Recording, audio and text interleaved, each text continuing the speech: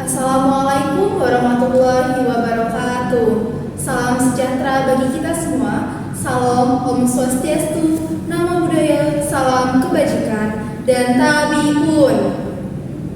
Marilah kita sama-sama mengucapkan puji syukur kita atas kehadirat Allah Subhanahu wa Ta'ala yang telah memberikan kita kesehatan sehingga dapat menyimak presentasi pada hari ini.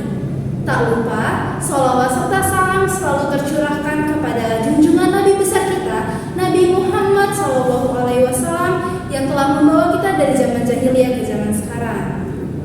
Yang saya hormati, Ibu Dr. Eka Sofia Agustina, Sarjana Pendidikan Magister Pendidikan, dan Ibu Siska Merita, Sarjana Pendidikan Magister Pendidikan, sebagai dosen pengampu mata kuliah pembelajaran berbicara, dan teman-teman yang saya hormati serta penonton yang saya banggakan.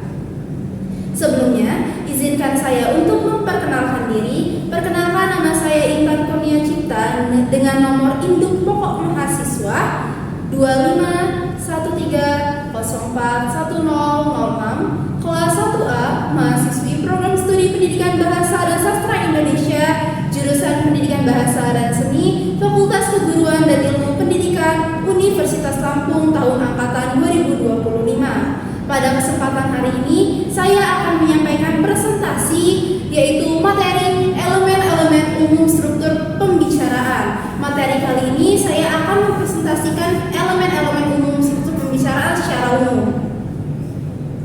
Selanjutnya, di sini terdapat pengertian struktur berbicara. Bisa kita lihat dari kata berbicara. Struktur berbicara merupakan struktur berbahasa yang aktif dari seseorang, yang artinya seseorang mengungkapkan diri, gagasan, dan perasaannya melalui lisan. Berbeda dengan struktur teks tulis. Kalau struktur teks tulis itu struktur yang berupa dituangkan dalam bentuk tulisan. Lalu selanjutnya ada elemen-elemen struktur berbicara secara umum. Yang saya akan bahas adalah secara umum. Yang pertama, pembukaan.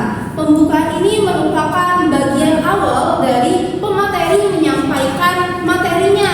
Nah, dari pembukaan ini meliputi salam, sapaan, dan pengenalan diri. Salam, sapaan, dan pengenalan diri ini berupa Assalamualaikum warahmatullahi wabarakatuh. Sapaan berupa selamat pagi, dan pengenalan diri berupa pengenalan diri dari si pemateri. Dan yang kedua ada pembukaan topik pembicaraan. Pembukaan topik pembicaraan ini artinya pemateri memperkenalkan topik pembicaraan atau judul yang akan dia sampaikan. Contohnya saya tadi memperkenalkan materi elemen-elemen struktur berbicara secara umum. Lalu yang ketiga, menarik perhatian audiens. Seorang pemateri harus menyiapkan materinya secara matang sehingga audiens dapat mengerti dan menarik perhatian untuk melihat materi tersebut. Dilanjut, terdapat pengantar topik atau orientasi. Pengantar topik atau orientasi ini merupakan bagian awal juga dari pemateri. Tetapi bedanya pengantar topik atau orientasi ini sudah memasuki judul dari materi tersebut yang meliputi memberi konteks kepada pendengar. Memberi konteks kepada pendengar itu artinya pemateri memberitahu kepada audiens tentang topik apa yang akan dibicarakan dan fungsi dari topik tersebut. Dan yang kedua, menjelaskan latar belakang topik. Menjelaskan latar belakang topik ini artinya latar belakang dari studi kasus yang diambil dari topik tersebut itu dilatar belakangi oleh apa, dan itu harus disampaikan oleh pemateri. Dan yang ketiga, terdapat menyampaikan maksud dan tujuan. Menyampaikan maksud dan tujuan ini artinya materi yang disampaikan harus mempunyai tujuan yang berupa fakta sesuai dengan hasil observasi. Dan yang ketiga ada isi atau inti pembicaraan. Nah, isi atau inti pembicaraan ini sudah memasuki pendalaman materi tersebut yang meliputi penjabaran ide pokok dan gagasan. Penjabaran ide pokok dan gagasan ini artinya berupa penjabaran ide-ide atau berupa gagasan dan berupa contoh gambar atau berupa contoh video dan berupa contoh grafik. Lalu penggunaan data, contoh, dan alasan. Ini sama seperti ide pokok dan gagasan, cuma berbedanya saat ini terdapat alasan. Alasan itu artinya mengapa video tersebut. Lalu yang ketiga ada koherensi antar bagian, urutan logis, kronologis, dan sebab akibat. Bisa kita ketahui ambil simpelnya, urutan kronologis itu berupa dari fakta sejarah. Pada saat kita duduk di bangku SMA, itu terdapat materi pembelajaran sejarah yang terdapat urutan kronologis berupa waktu peristiwa atau dan lainnya. Lanjut, yang keempat, penegasan atau penutup. Nah, pada penegasan atau penutup ini sudah memasuki bagian akhir dari pemateri menyampaikan materi.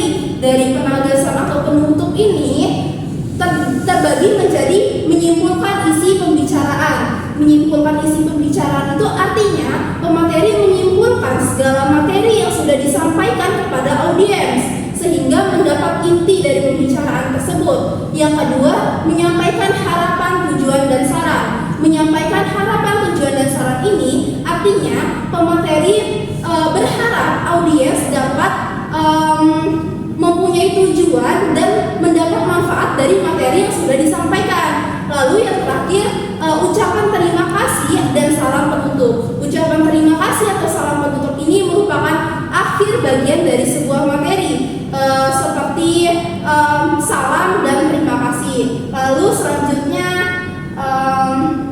dari yang sudah kita lihat ini, artinya pemateri harus menyampaikan seluruh materinya secara matang agar audiens dapat mengerti apa yang disampaikan. Sekian presentasi dari saya. Mohon maaf apabila ada kesalahan